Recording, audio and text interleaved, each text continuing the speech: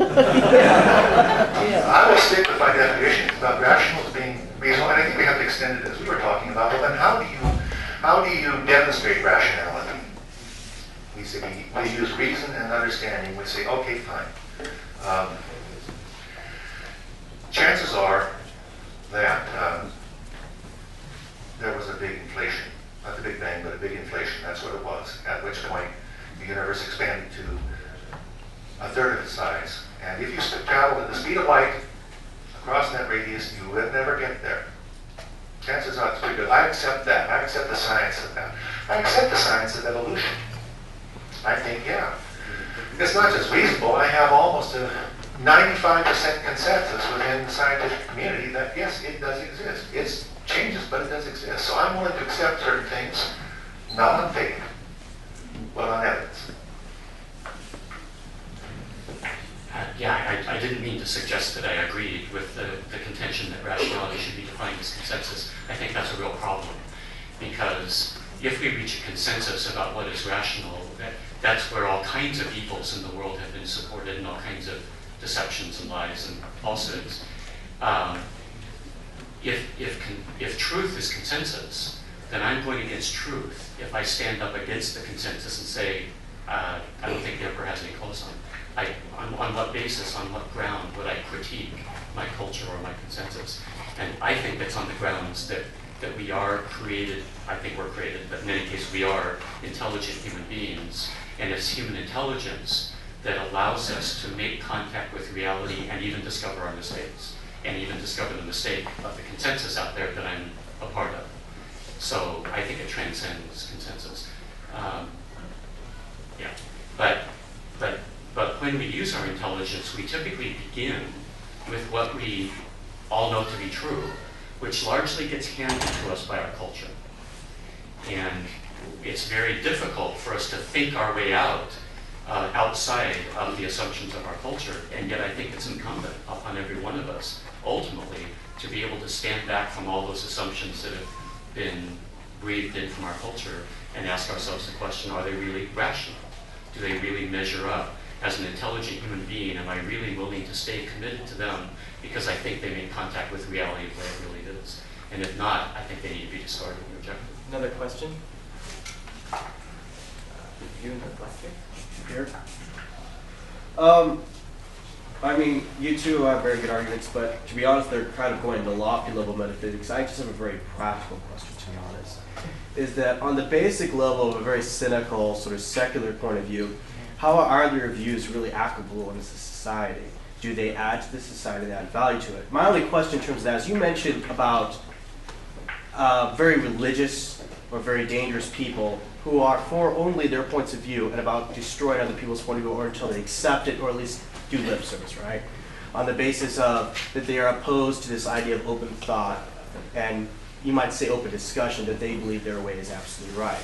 And that is a dangerous thing, and that you're trying to illustrate that throughout history on the basis of Christianity, correct? I demonstrated within the context of Christian thought. Mm-hmm. So, I demonstrated, you can't hear the questions either, can you? No. He's called me a cynical guy, and I'm not. I love people, but your question, why don't you come up and answer it? And ask yourself, you're close enough to do it. Is that okay? Okay. My question to you is, as me taking a cynical standpoint, you don't have to be cynical to be, see, I'm being cynical here to ask you and to you both here, is that from a cynical, practical standpoint for everyone here, is that whether or not you believe or not, when you look at it from rationality, from Christianity, if you look at it in terms of society, how are your views useful within it? In other words, you mentioned that there are Islamic or other people, Christians, who are opposed to open modes of thought and to different views, and you mentioned that could be a danger because such fundamentalists could be a danger to our free thought and the way of society. Correct? No. What would you say? I was talking specifically about the left behinders. And I think how I respond to it is that it's not just cynical. I think that I think actually that the history of religious thought and of religions is improving dramatically. I think they're a more positive force in our society by and large than see people getting together and getting, I don't see usually a bunch of atheists getting together and saying, let's go down to New Orleans and help people. They'll get groups together, and I think that's a positive sign, and that there are many of us who could work together. I have no power. I'm a member of the most hated group. If I was a lawyer, I couldn't be hated more. I'm 5% of the population. Maybe I can keep prayer out of schools, but I have absolutely no powers. Christian religions have power, and I'd love to work with them. And I think there are very people of good faith, people of good intentions who say, no, I don't think it's a good idea for us to let the environment go because Jesus is going to come in the next 20 years.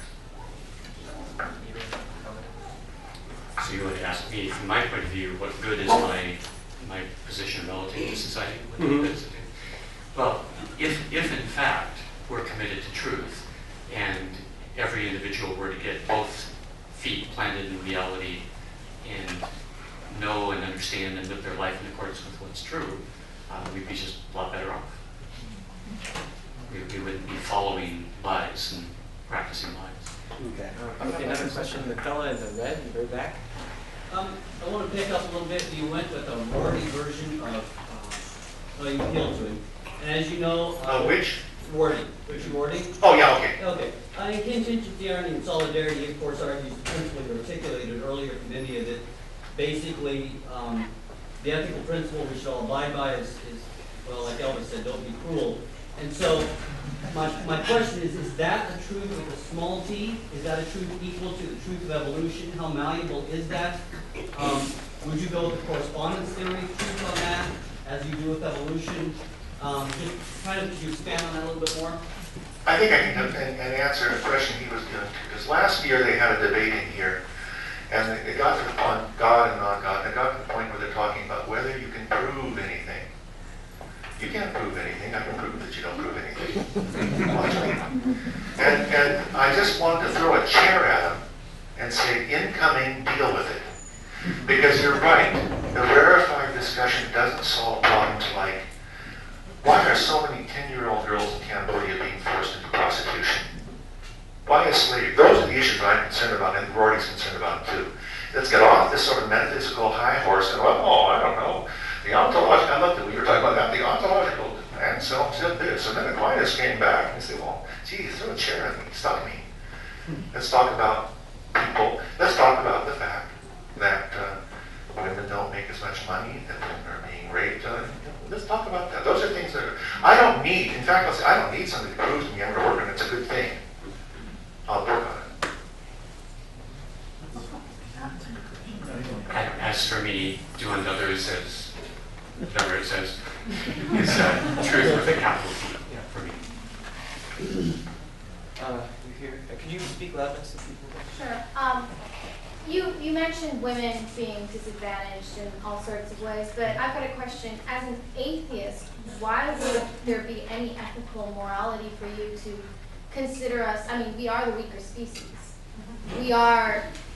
What would be the ethical morality and rationality that you're pulling on here that you can't seem to define? Because I'm not hearing you giving a premise for it, a reason to stop it and be compassionate to people in Cambodia. Especially as somebody that doesn't have any moral... Why should I care about women? I'm an atheist, and I don't care about nothing. My response would be, why not? Well, what moral base do you have to operate? Why should I have a moral base? Well, where do you get your notions of evil or wrong? Enlightened self-interest. What? Enlightened self-interest. It is to my good to care about women. But I think it's also, I think that deep within us at some point, I'm not sure this is one of the crazy, is that there was a linguist, he was another atheist, so don't listen if you want to. He says, I think built in people is a sense of justice. They know when they're getting screwed. And I think that when I look at that injustice, when I think about women being poked inside their vaginas to see if the devil went there, I think that's not a good idea. I wouldn't want that to happen to me, but you. Be kind of tough, but anyhow. That's the best I can do. Why not? I mean, it's in my interest. I mean, we're together on this planet. We're together. Why should I disenfranchise you? Why should I make you a slave? Yeah, one is, I'd love to have a harem. One's enough. One's enough. You want to let me roll this? Let me just propose perhaps a difference in perspective that we have.